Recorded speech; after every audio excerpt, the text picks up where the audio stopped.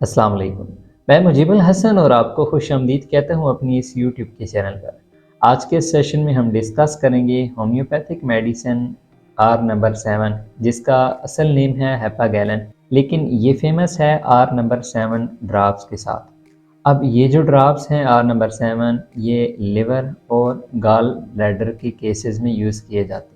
अब are number की जो सीरीज़ है उनके जो प्रीवियस सेशंस हैं उनके लिंक आपको डिस्क्रिप्शन में मिल जाएंगे। एक स्पेसिफिक आपको प्ले लिस्ट भी मिल जाएगी आर नंबर सीरीज़ के नेम से, जिसमें आपको पिछले सेशंस की तमाम वीडियोस मिल जाएंगी।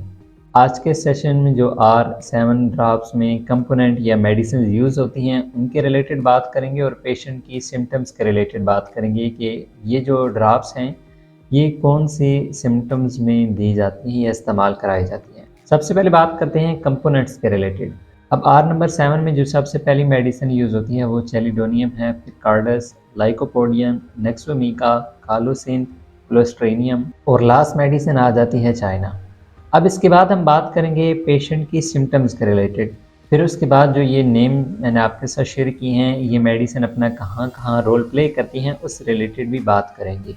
अब पेशेंट की सिम्टम के बारे में बात करने से पहले दोबारा याद दहानी करा दूं कि ये ड्रग्स लिवर और गॉल ब्लैडर के हवाले से यूज़ किए जाते हैं। तो गॉल ब्लैडर की स्टोन के मुतालिक हो गई, लिवर में इन्फ्लेमेशंस वगैरह हो गई, स्वेलिंग वगैरह देखने मिले।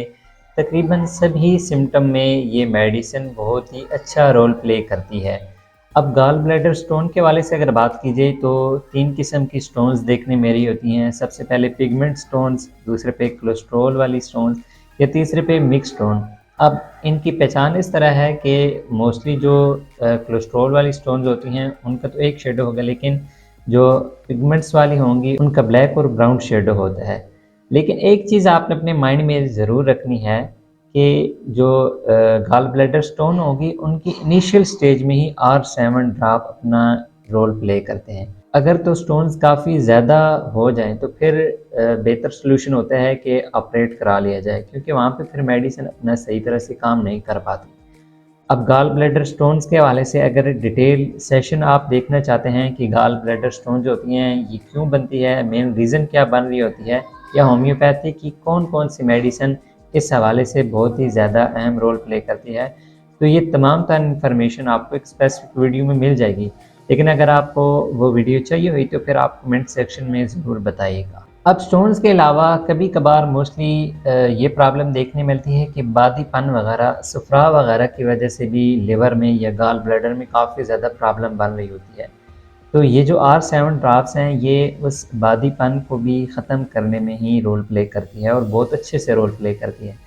अगर इसके साथ और हेल्पिंग कोई मेडिसिन इस्तेमाल कराई जाए, अगर गैसेस की प्रॉब्लम बन रही है या जस्ट लिवर के हवाले से यूज़ कराई जाए कोई और साथ हेल्पिंग में, तो फिर तो ये अपना बहुत ही जल्दी रिजल्ट दिखाती है। इन सिम्टम्स के अलावा अब आपके साथ एक इम्पोर्टेंट सिम्टम शेयर करता हूँ पेशेंट की।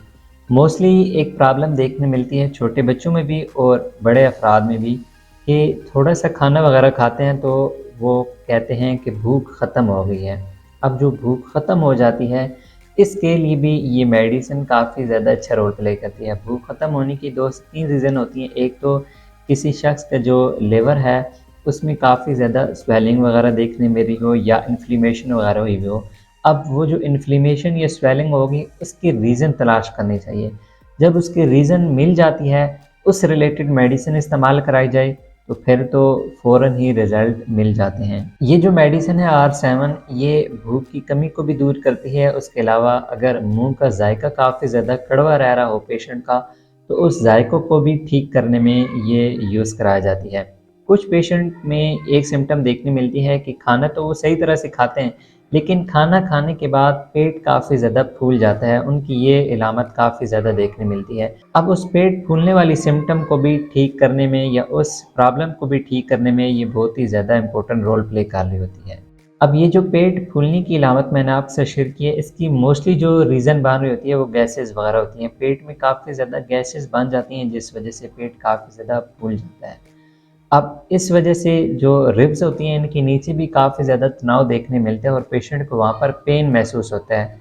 और कभी कभार गैसेस वगैरह नहीं भी बनती तो तब भी पेशेंट को अपने नाफ वाली जगह पर काफ़ी ज़्यादा पेन महसूस होता है। वो पेन इतना शदीद होता है कि अगर अपने कपड़े ही, अपने क्लॉथ्स ही अपनी बॉडी के साथ टच हों तो काफ़ी ज़्यादा पेशेंट को पेन फ़ील होता है।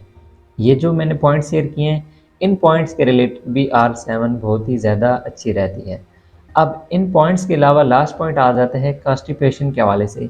जिन पेशेंट्स को काफ़ी ज़्यादा कॉन्स्टिपेशन की प्रॉब्लम रहती है, तो फिर कॉन्स्टिपेशन की वजह से उनका मिज़ाज काफ़ी ज़्यादा चिड़चिड़ा हो जाता है, वो बदमिज़ाज हो जाते हैं, उनको कोई भी बात अच्छी नहीं लगती, या जब भी वो खाना वगैरह खाते हैं तो काफ़ी ज़्यादा उस वजह से बेचैनी का उन्हें सामना करना पड़ता है, एंग्ज़ायटी का सामना करना पड़ता है। इन तमाम पॉइंट्स में भी R7 बहुत ही ज़्यादा मुफीद रहती है। अब ये तो थी पेशेंट की इम्पोर्टेंट सिम्टम्स। इसके बाद जो मेडिसिन हैं वो कहाँ पे अपना रोल प्ले कर रही होंगी, ये जो कंपोनेंट्स हैं उसके रिलेटेड बात करते हैं। सबसे पहले नक्सोमीका मेडिसिन आ जाती है। नक्सोमीका जो मेडिसिन है ये अपना रोल प्ले करती है जब भी लिवर में काफ़ी ज़्यादा वर्म वाली कैफियत देखने मिले। अब उस वर्म की कभी कभार रीज़न जो बन रही होती है, जो लोग काफ़ी ज़्यादा नशा वगैरह करते हैं तो उनके लिवर में काफ़ी ज़्यादा प्रॉब्लम्स बनती हैं। तो उन प्रॉब्लम्स को सॉल्व करने के लिए नक्सोमीका अपना रोल प्ले कर रही होती है।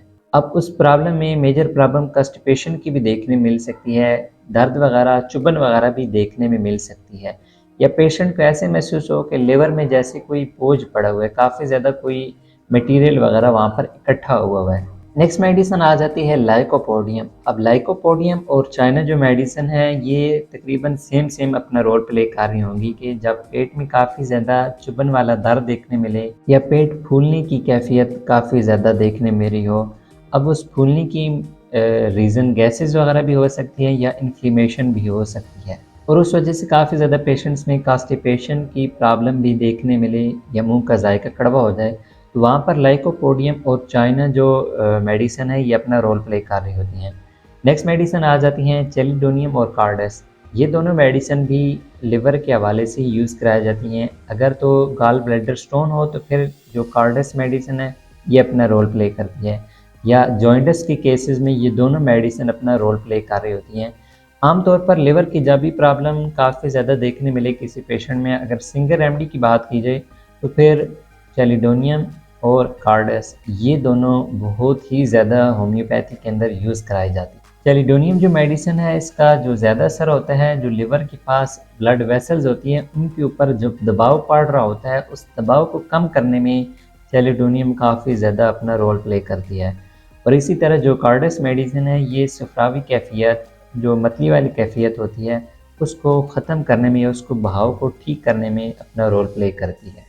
उसके अलावा कार्डस का जो इम्पोर्टेंट रोल होता है वो जो गाल ब्लैडर स्टोन्स होती हैं, चाहे किसी भी किस्म की हों, पिगमेंट्स वाली हों, कोलेस्ट्रॉल वाली हों, लेकिन इनिशियल स्टेज ये चीज़ आपने माइंड में रखनी है, वहाँ पर कार्डस जो ड्रॉप्स हैं ये काफ़ी ज़्यादा अपना रोल प्ले करते हैं।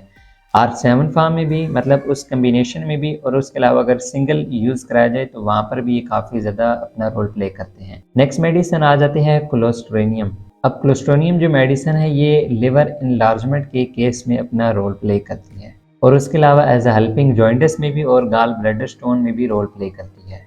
लास्ट मेडिसिन आ जाती है कालोसिन।